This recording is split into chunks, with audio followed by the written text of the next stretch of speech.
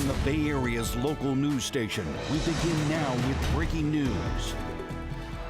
Good morning, everybody. I'm Marty Gonzalez. That breaking news that we're following this morning, a second major earthquake striking Southern California in as many days.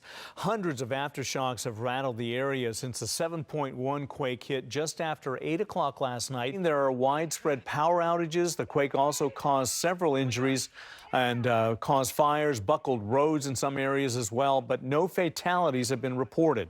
The latest quake was more powerful than the 6.4 magnitude earthquake that hit on July the 4th. The USGS says that this will likely become a $1 billion disaster. We want to show you this map now that shows where the earthquakes and aftershocks have hit in the last 48 hours. Governor Newsom has declared a state of emergency for that area and is asking for federal aid as well. Camila Bernal has the latest. Table, get under the table. Oh my God. A 7.1 magnitude earthquake shook Southern California Friday night. Experts say this was part of the same ongoing sequence, and now they believe the 6.4 magnitude quake on the 4th of July was a foreshock. Both quakes center near Ridgecrest, California, but were felt as far as Los Angeles, Las Vegas, and even northern Mexico. Seismologists say Friday's quake sent out 11 times as much energy as the one on Thursday. Very strong shaking, too. You know, you're going to be having difficulty standing up. Thousands of people across 3 counties lost power while authorities mobilized to check for gas leaks and secure structures. A shaken community already on edge. Many of them have experienced something that is very traumatic, somewhat unknown to most of them, and many of them are sleeping outside tonight. Over 100 residents spent the night at this temporary shelter in Ridgecrest. And after the aftershock did, I was like, you know what? No, we're getting out and stuff like that. And then my whole trailer was literally rocking. I thought it was going to tip over. It scared me. And as residents assess the damage in daylight, authorities warning strong aftershocks will continue. The probability of another 5 in the next week is extremely high. Probably quite a few more magnitude 5s to come. In Ridgecrest, California, I'm Camila Bernal.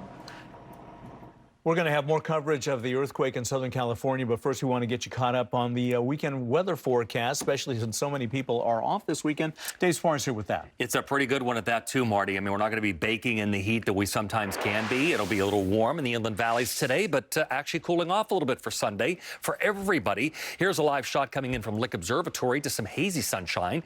We're both basically to be in the mostly sunny mode. We have to take care of the fog, though, in and around the immediate bay. This is the shot coming in again from the Golden Gate. There's the deck of some fog right above us a little bit. Making note of that, by the way, this is what happens as we go forward. We see it mix out a little bit by 12:45. In fact, most of the bay, that's the case. But around Half Moon Bay, it's going to be problematic. It looks pretty clear up to the North Bay, though. At least that's what the models are saying.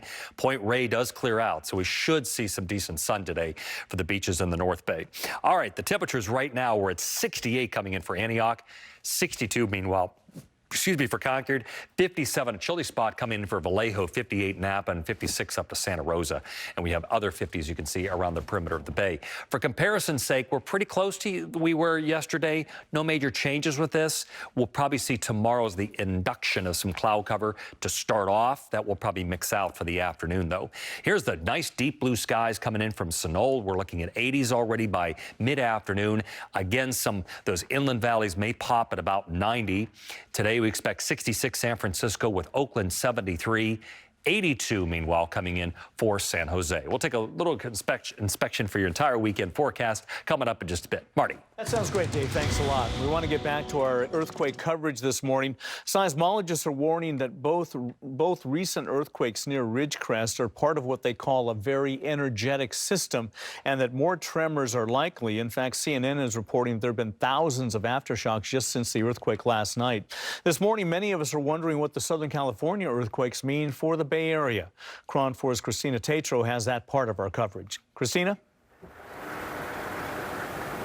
Well, good morning. I'm live here at UC Berkeley, where we've been talking with experts throughout the past 2 days on kind of the implications of these quake and, like you had mentioned, Marty, what they mean for us up here in the Bay Area. Now, this is the second quake in just 2 days, and there are thousands without water and power. Many people sleeping outside, really worried about sleeping inside because they don't know when it's going to happen next. Now, the 7.1 magnitude quake was 11 times stronger than the earlier 6.4 magnitude just yesterday, and even stronger than the 89 Loma Prieta quake in San Francisco. Now, KRON 4 spoke with a seismologist from UC Berkeley who says this was an active earthquake sequence, but not abnormal, and it's unlikely to trigger anything up here. It is possible for one earthquake, the stress from that earthquake, to cause another earthquake to occur. However, this earthquake was very far away, and so I would say that the likelihood of that is fairly small for this particular earthquake. You know, I've been speaking with residents here in the greater Berkeley area, and one man tells me hearing about the Southern California quakes actually reminds him of the terror of the Loma Prieta disaster he experienced himself. My neighbor actually lost his leg. He was on the bridge. Yeah, so it was kind of a crazy time. Your hearts go out to just anyone that might have been affected. Now, this is a reminder to everyone, you know, the seismologist that we spoke with did happen to say that you cannot predict an earthquake. So when it comes to preparedness and knowing what to do, you know, in a disaster, that is something that you should always make sure that you and your family practice because, again, they can't be predicted. So we don't know when they are going to happen. And so far, the Southern California quakes have caused hundreds, if not thousands of tremors. Reporting live here in UC Berkeley, Christina Tatro, KRON 4 News. All right, Christina, thanks a lot for that live report from UC Berkeley. Senator Dianne Feinstein from California released a statement following the second major earthquake that reads in part, quote, "The potential for danger cannot be underestimated, and residents of Southern California must be prepared in case there are further, more dangerous quakes. My office is in close contact with FEMA to determine whether there are any injuries and the extent of the damage, as well as the role the federal government can play in responding. My staff is ready to mobilize to ensure that support quickly reaches those Californians who need it." And our coverage of this latest earthquake in Southern California continues on KRON4.com. You'll find the very latest on the aftermath, which includes video of crews battling the fire, also a look at the damage as well on KRON4.com.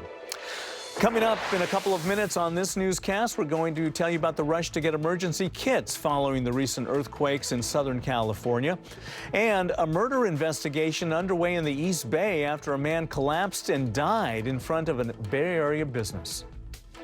And we're hearing from police after that huge sideshow in Oakland.